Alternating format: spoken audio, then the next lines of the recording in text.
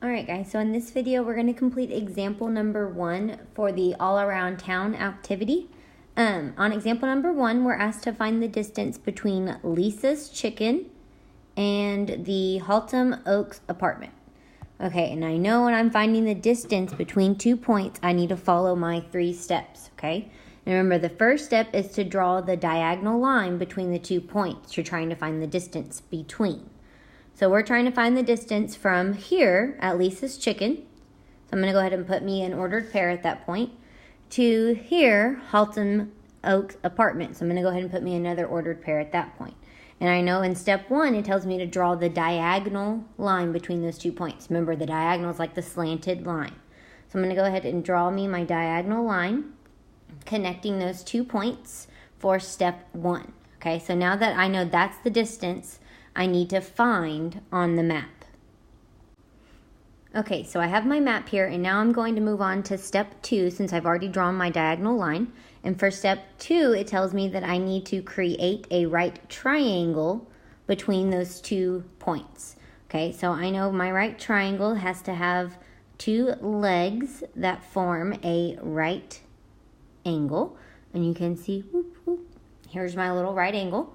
So now that I've completed step 2, I've created a right triangle. I'm going to go ahead and label the components of that right triangle, okay? So I know my purple line, that's the diagonal line, and it's across from the right angle. So I know that diagonal or purple line is going to be my hypotenuse. And I know I label my hypotenuse with the letter C. So I'm going to go ahead and label my hypotenuse C. And then I know my 2 legs make the right angle, which is right here. I can see that right angle. And I know my 2 legs are A and B. And it doesn't matter which one is A and which one's B. So I'm going to go ahead and make the bottom one here A and the one over here on the right B. Okay, so now that I've created my right triangle between those 2 points, I'm trying to find the distance. I'm going to move on to our third and final step. We're going to find that distance by using the process chart for Pythagorean theorem. Okay, so I'm going to go ahead and set up my process chart. And it's got a horizontal line and then those 2 vertical lines. I know at the top of my process chart, I have just A, side length A, side length B, and side length C. And then I know I have to take each side length and square it to create the Pythagorean theorem of A squared plus B squared equals C squared. Okay, and I know to reverse this x squared over here, I have to do the inverse operation of squaring, which would be taking the square root of x. Okay, so remember, to basically undo squaring, I have to take the square root. So now that I have my process chart set up, I'm going to just go ahead and fill in the numbers that I know from my picture, okay? So I'm going to start with side length A.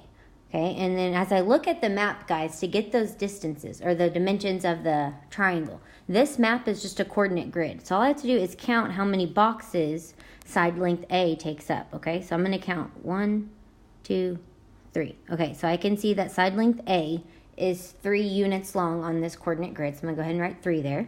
And then I'm going to count how long side length B is. Okay, 1, let's see, 1, 2, 3, 4.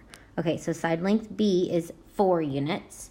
And you can see side length C, that's kind of slanted. I can't really count how far that one is. That's why we have to use the Pythagorean theorem, sorry about that, to find that missing side, okay? So side length A, I can see here on my right triangle, side length A was 3 units. So I'm going to put 3 in the blank for A. And I can see, okay, side length B, that was 4 units. So I'm going to put 4 in the blank for B. And I want to find C, the distance between those 2 points. I'm going to go ahead and put my box there. Okay, so now that the top row is filled in as much as I can, I'm going to fill in the bottom row, okay? I'm going to start with 3, and I need to take 3 and square it, okay? So I know 3 squared, I'm going to type that in real quick, gets me 9. So I know A squared then is 9, and then I need to do the same thing to B, which is 4. So I have to take my 4 and square it, and I'm going to type that into my calculator, and I can see 4 squared gets me 16, okay? So therefore B squared is 16 units. And now I need to find my C squared here, okay? Well, I know that A squared, 9, plus my B squared, 16, will always equal C squared since this is a right triangle. So now all I need to do is take the 9 and add it to 16. Okay, so I'm going to type that into my calculator. I know 9 plus 16, that got me 25. Therefore, I know c squared is 25.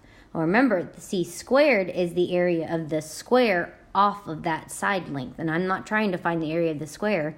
I'm trying to find the side length. So I need to go back to the top of my process chart. And I know to do that, I have to take the square root, okay? So since I'm trying to find c, I need to take the square root of c squared, which was 25. I'm going to type that into my calculator, and I can see the square root of 25 is 5.